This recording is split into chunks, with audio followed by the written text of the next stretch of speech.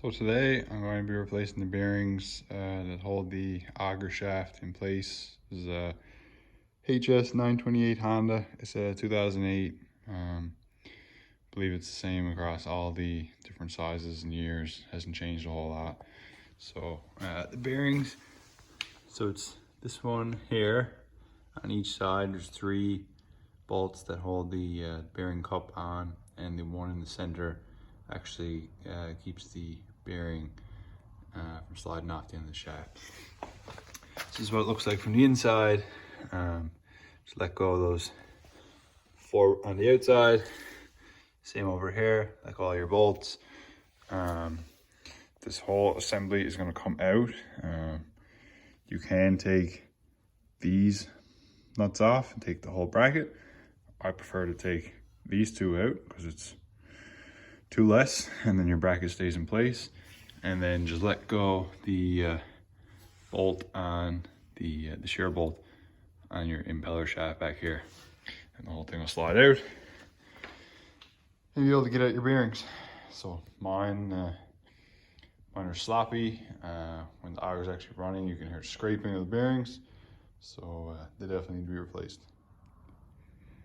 So this is what it looks like when you get your auger assembly out. You can see your impeller stays in there. I left that part of the bracket on. Here's your assembly. Here's the end of the shaft where the bolt goes in the end. The old bearing, mine slid right off. Wasn't difficult at all. So just put my new bearings on each end of the shaft. Put it back in there and bolt it up. Pretty straightforward. And here are the new bearings from Honda. Here is the part number, and it cost me $31, tax included, Canadian. And as you can see, this is the old bearing, one of the old bearings. Pretty sure there's a few actual ball bearings missing out of it. You can see right through it, so definitely need to be replaced. So here it is, it's all done. Got everything back in. It's legitimately, if you have the bearings, it's probably a 15-minute job start to finish. There is a bearing on the back of this impeller that was replaced last year, so I didn't have to do that.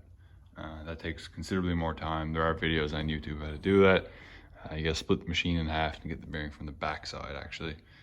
But here, nice and smooth.